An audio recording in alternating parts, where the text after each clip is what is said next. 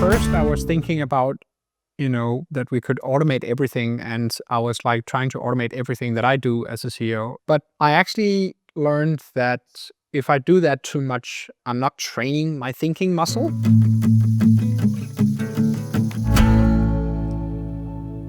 Welcome, everybody. Great to have you back. Looking at another episode of Startup Equity Matters podcast. I'm joined by Kim. My name's Cal.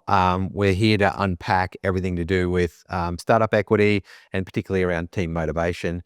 A couple of things I wanted to dig into today. You can't escape the hype around AI.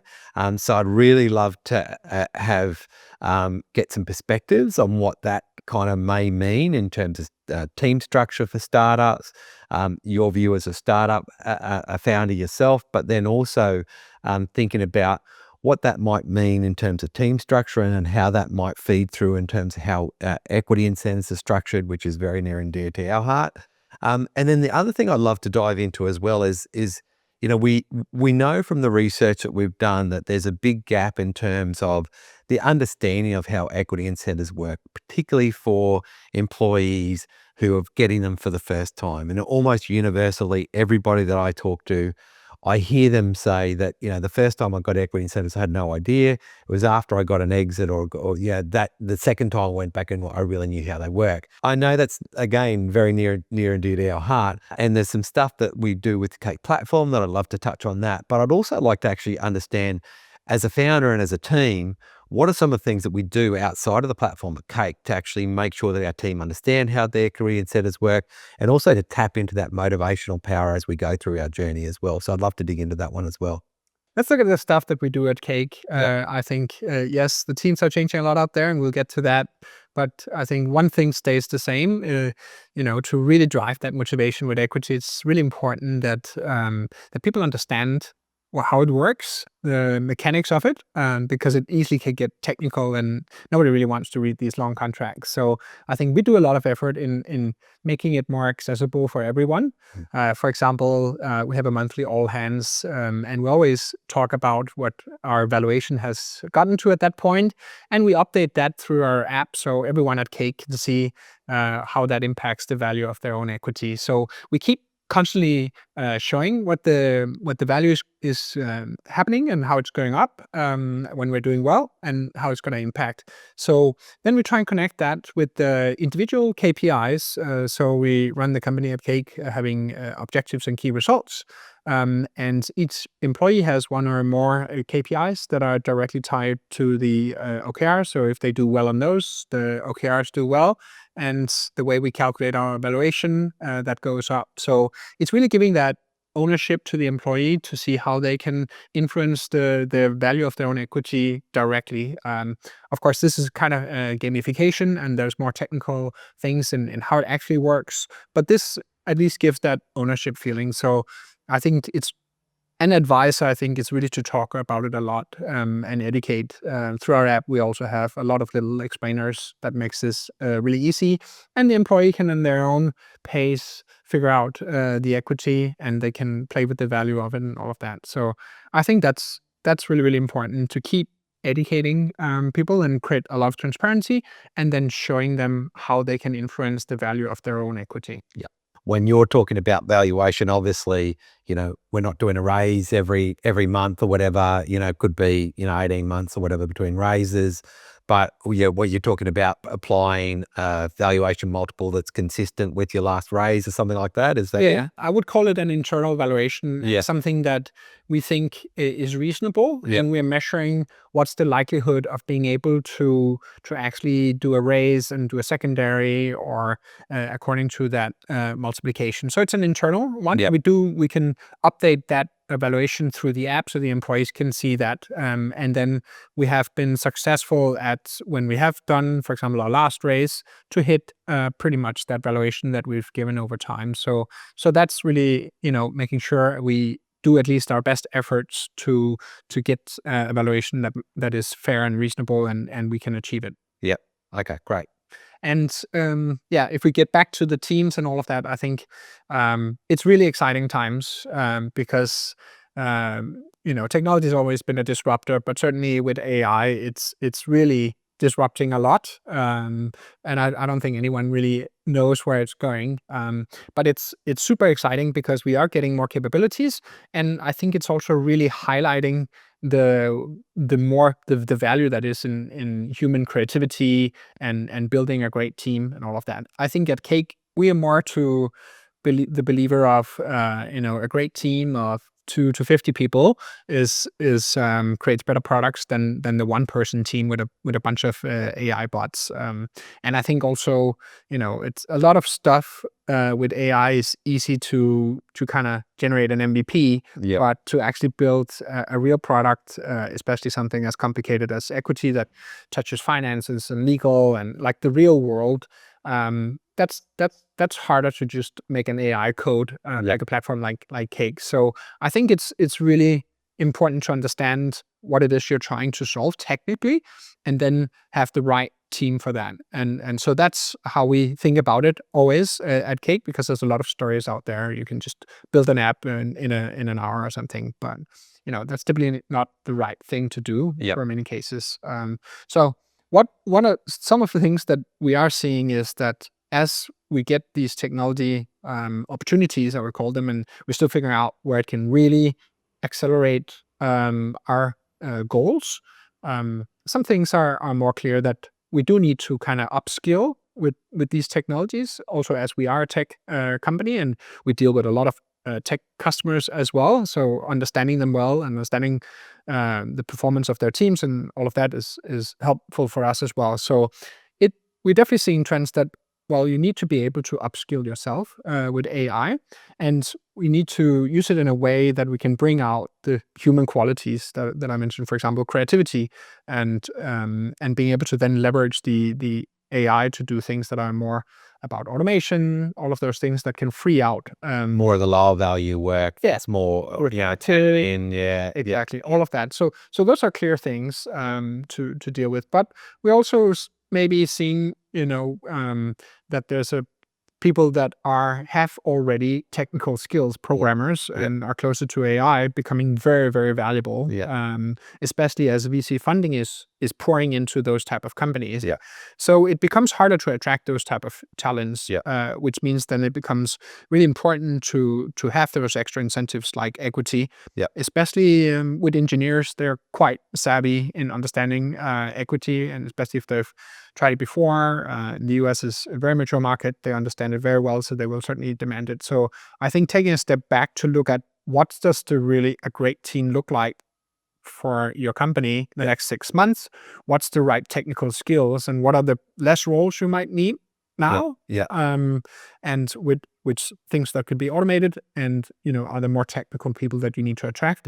Just on that one, like, it was some interesting data which I was looking at recently out of a PAVE survey, US data. This is publicly listed companies. But the trend, I'm sure, is applying in the startup space as well, where, like a machine learning engineer was getting like 20% premium in terms of salary over a normal software engineer, and even more in terms of the equity incentives. And there was also some anecdotal feedback there that maybe they were also being a little bit more creative with some of the structure of some of their vesting as well, maybe doing away with cliffs for some of those people as well, to attract the right talent in there. So absolutely. And we've seen almost like a war on the top talent inside the like AI engineers going completely crazy, which tells me how do you retain really good talent when you already have them in your doors. And I think that's really creating that ownership feeling. So doubling down on your equity and that aspect, I think, is really, really important, but also doing other things, making sure that the work they're doing is really, really meaningful. So really making sure that people are aligned around the mission, making sure they have autonomy and they can train their skills, all of that. So how you kind of introduce AI in the company so that it doesn't feel like a threat, because a lot of the narrative out there is really around your job will be replaced. But ultimately, I think, we can actually unleash a lot of the really strong human qualities with AI if we use it right. If we don't shortcut too much, we can talk about that. Circling back to that one, right? The people feeling threatened by AI and that, you're a founder, you're, running a business and how are you thinking about it in terms of team size? Are there roles that will no longer be required? Are you going to grow the team at the same rate that you would have without AI, or does it slow down? Or, how do you think about that? At first, I was thinking about, that we could automate everything. And I was like trying to automate everything that I do as a CEO, especially when you're kind of touching a lot of areas and just with less depth than the people on your team, then it could be a great area to kind of optimize with AI.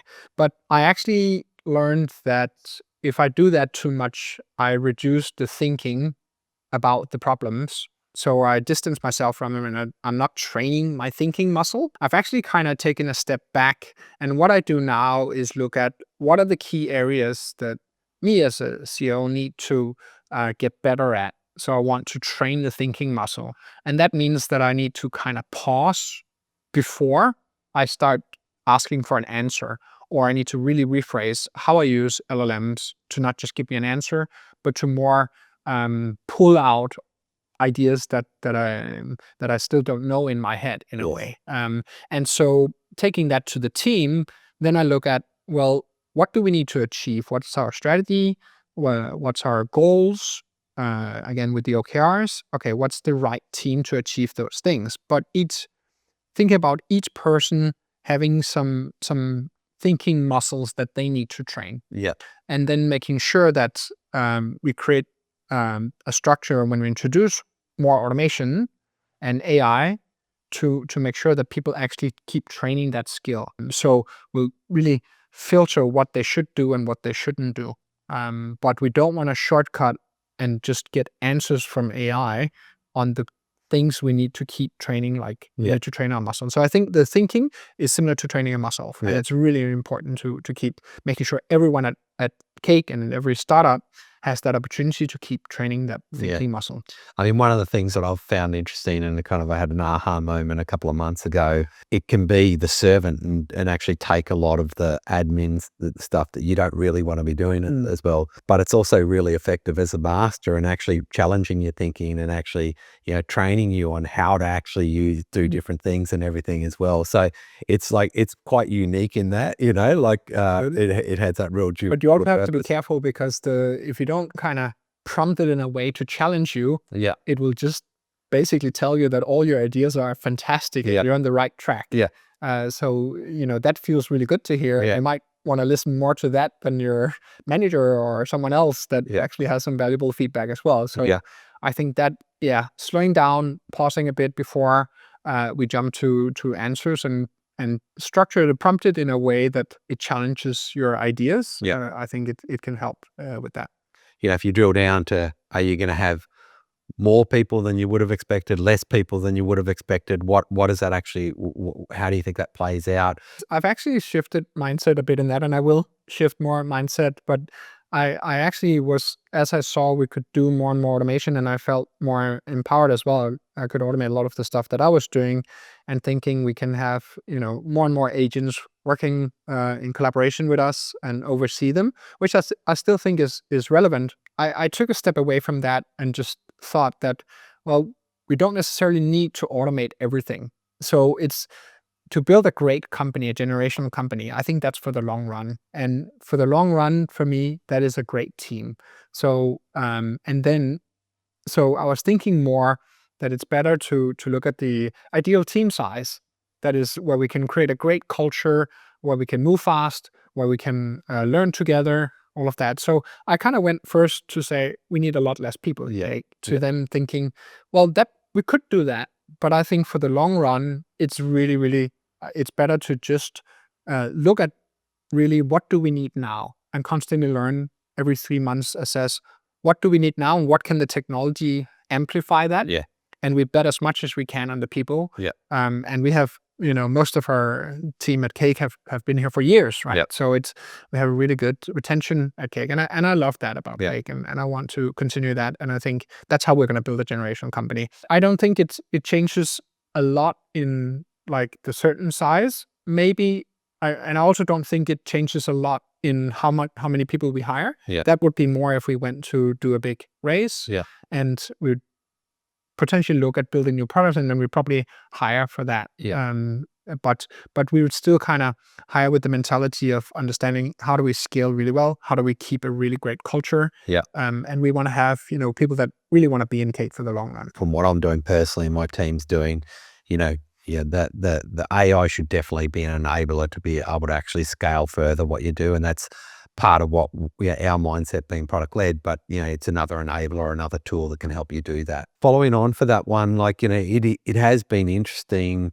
So if you step back from just Cake, we actually have seen a gradual decline in team size. Really, if you go back to I think as far as 2020, certainly since 2021, 22, we had the funding bubble, and we're seeing team sizes at a given funding stage decline progressively over that period of time.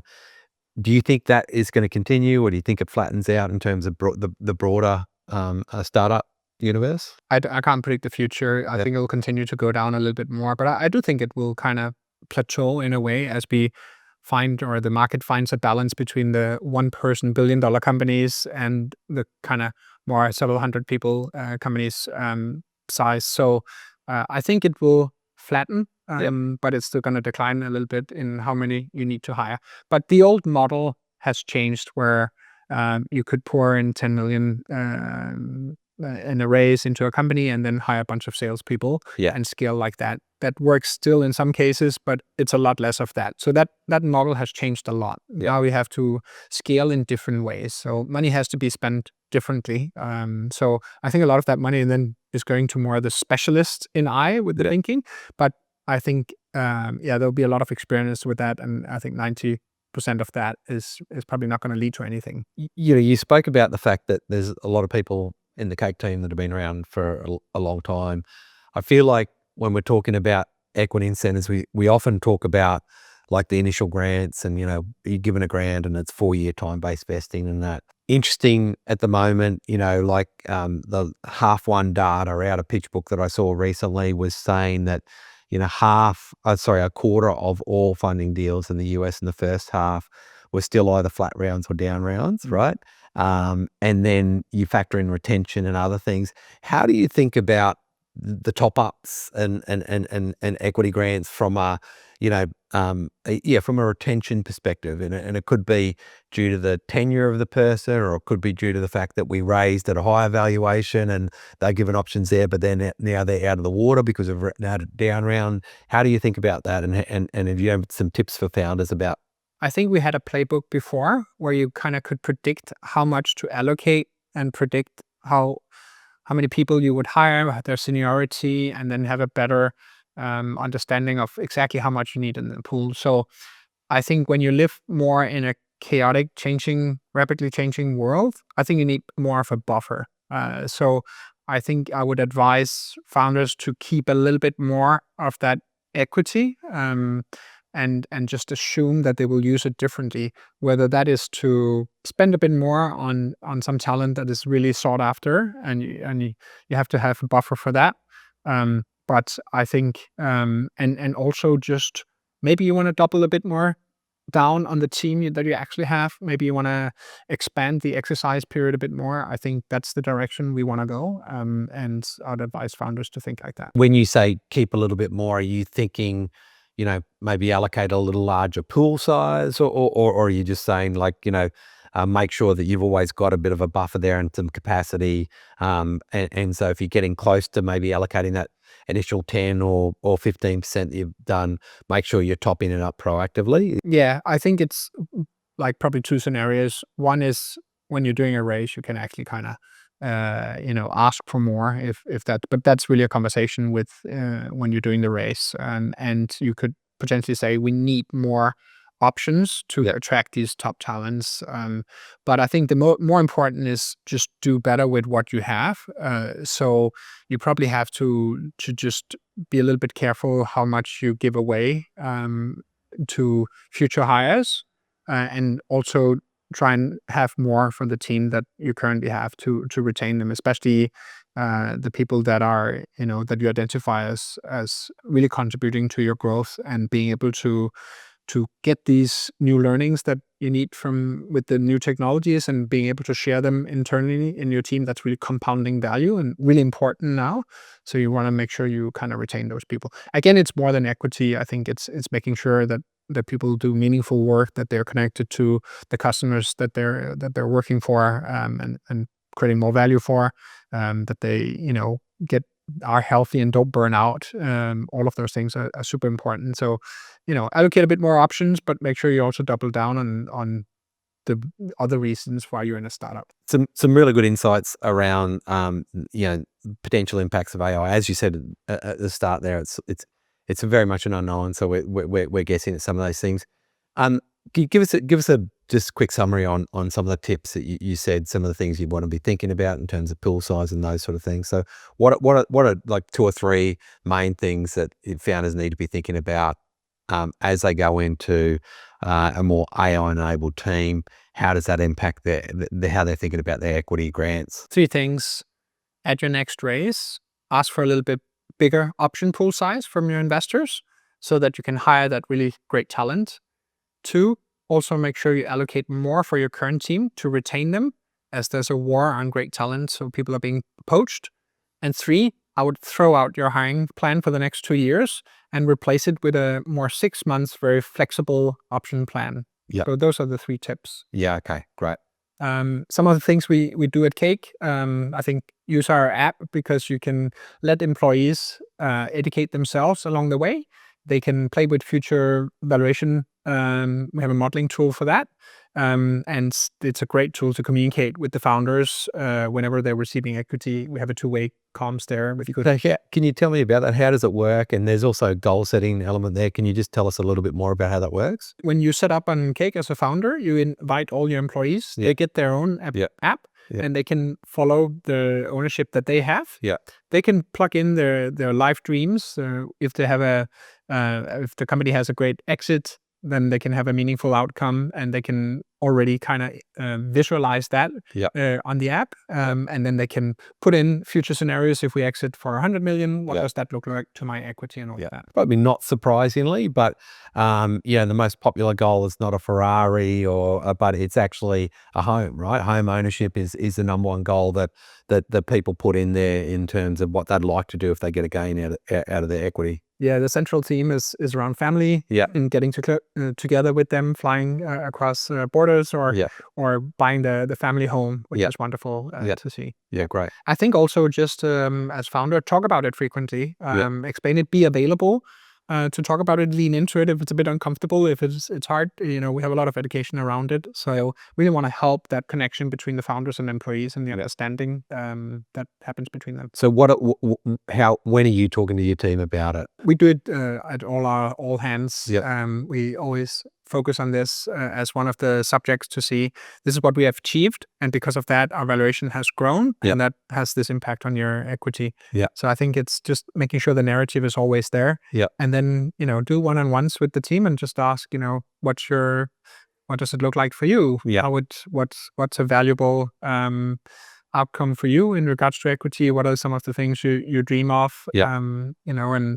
And if we were doing a secondary now, would that be something you want to participate in? You can have those conversations without specifics, but just to get a sense of where are people at. I know that's certainly something that we've built into team surveys, the questions about secondaries, just to understand how keen people are to try to get some liquidity on what sort of time frame and those sort of things, which gives you some really good insights in terms of how you might plan to be able to do that, right? And it's wonderful to see that people plan years ahead, where you might think that they want a fast and outcome, but they're actually wanting to be part of building a generational company and building some meaningful value in their equity.